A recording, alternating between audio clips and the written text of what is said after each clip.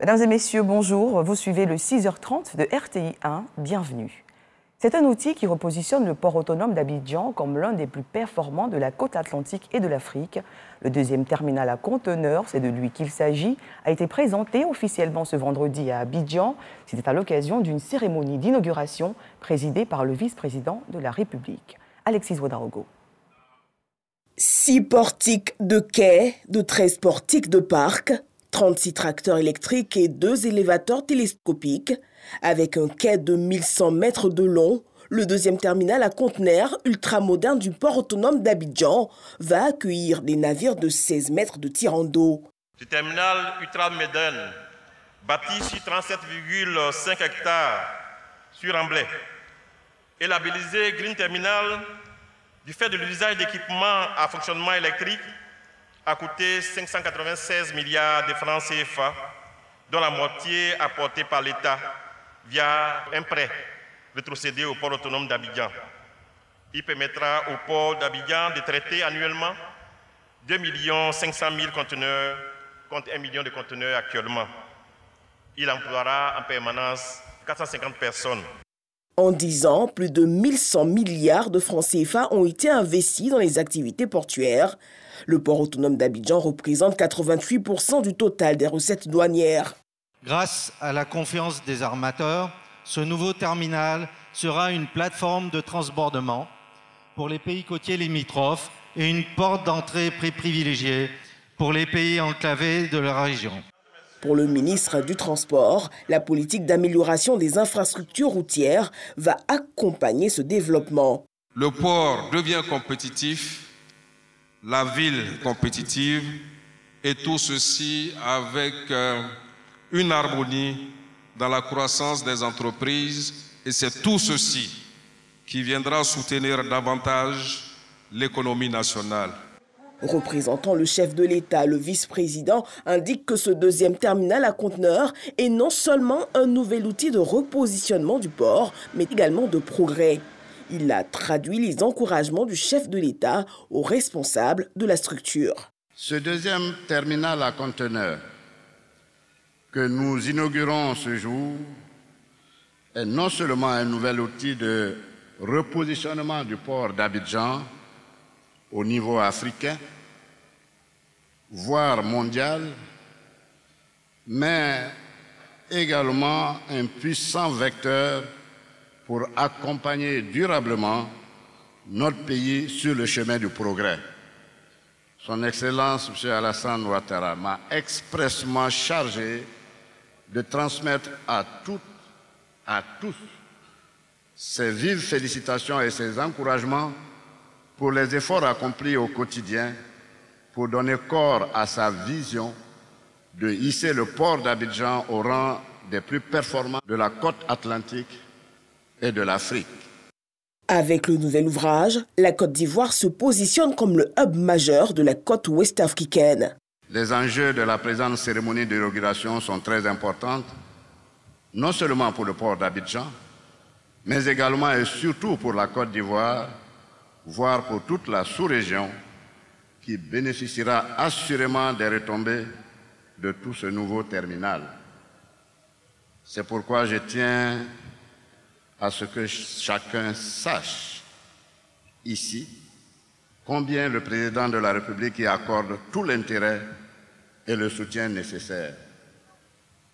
Un juste retour serait une exploitation valorisante de cette infrastructure afin d'obtenir des résultats positifs susceptibles d'améliorer significativement le vécu des Ivoiriennes et des Ivoiriens.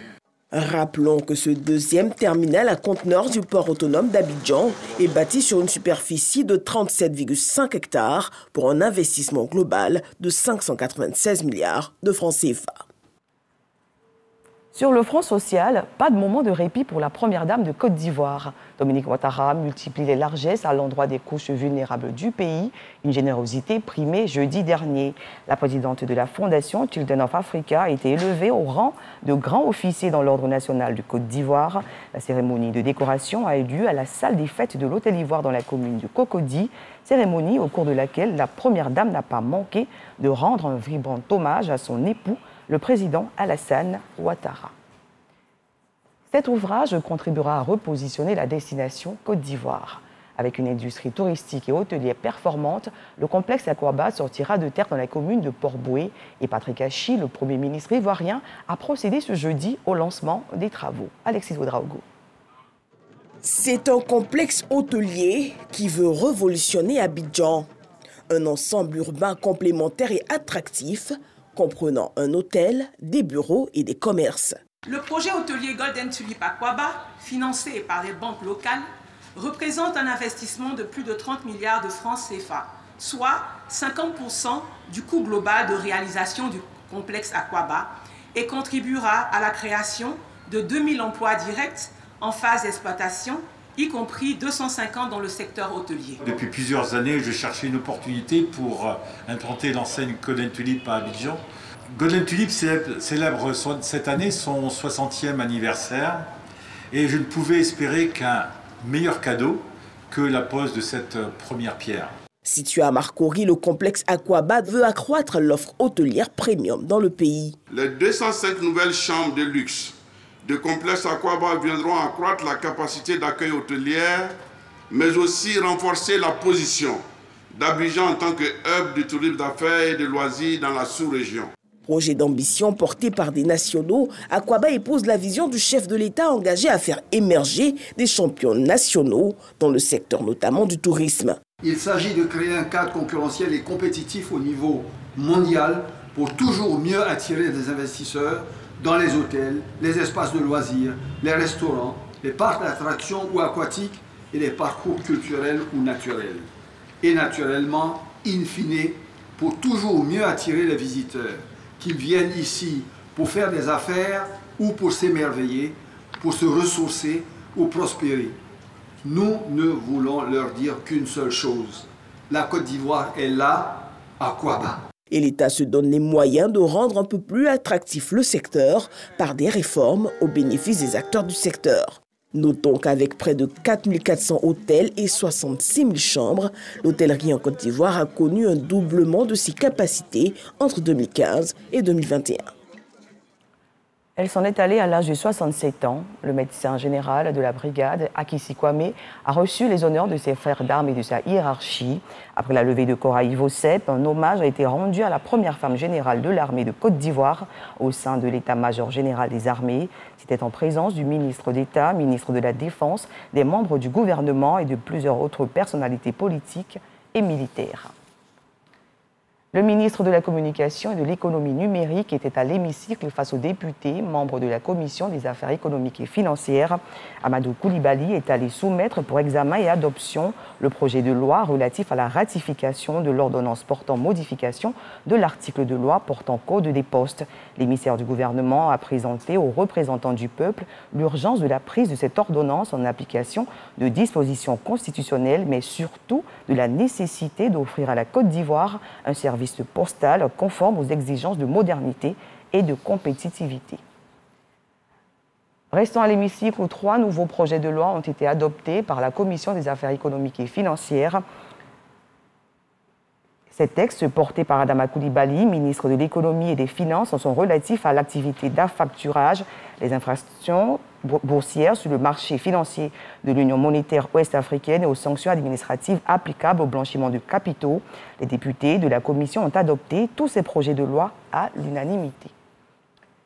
Elle se veut proche des organisations syndicales du secteur éducation. Marietou Koné, ministre de l'Éducation nationale et de l'alphabétisation, a fait don récemment de matériel bureautique au SYNEPSI, syndicat national de l'enseignement primaire public de Côte d'Ivoire. Objectif, contribuer à l'équipement du siège du plus vieux syndicat de l'enseignement primaire. Davis Oyo, Lanciné Bakayoko. Après l'inauguration du siège du syndicat national de l'enseignement primaire public de Côte d'Ivoire, Les membres reçus par la ministre de l'Éducation nationale et de l'alphabétisation. Mariatou Koné a remis des fournitures bureautiques accompagnées de moyens financiers pour l'équipement de la maison des enseignants du SNEPSI. Madame, c'est un SNEPSI heureux. Un SNEPSI qui sait se souvenir et qui saura se souvenir.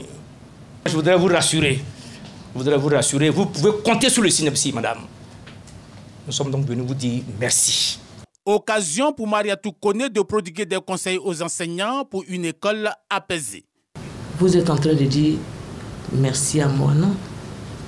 Le merci que vous devez dire, c'est merci au président de la République. Dieu a voulu que 37 ans après la pose de la première pierre, ce soit sous le président Alassane Ouattara que ce bâtiment-là soit achevé. Et ce que je voudrais dire pour terminer, c'est compter sur vous.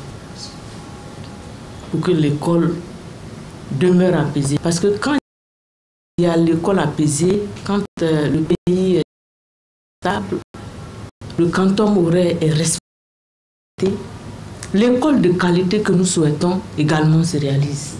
Cette rencontre témoigne de l'ambiance harmonieuse qui prévaut entre les syndicats et le ministère de l'Éducation nationale et de l'alphabétisation. À l'international en France, les sages du Conseil constitutionnel ont rejeté hier les résultats des dernières législatives pour 3 députés. La raison, l'irrégularité dans les scrutins très serrés. Il s'agit de Thomas Mesnier, d'Anne-Sophie Frigou et de Bertrand Petit. Un nouveau vote doit être organisé dans les 3 mois à venir. Et pour terminer en sport, les équipes du Ghana et du Cameroun sortent de la Coupe du Monde. Les Ghanéens ont été éliminés hier 2-0 par l'Uruguay. Le Cameroun, quant à lui, repart malgré sa victoire face au Brésil. Rappelons que pour la 6e fois consécutive, le Cameroun est éliminé en phase de poule. Le Sénégal, encore en lice, affronte l'Angleterre ce dimanche. Fin de ce journal, merci de l'avoir suivi et bon week-end à tous.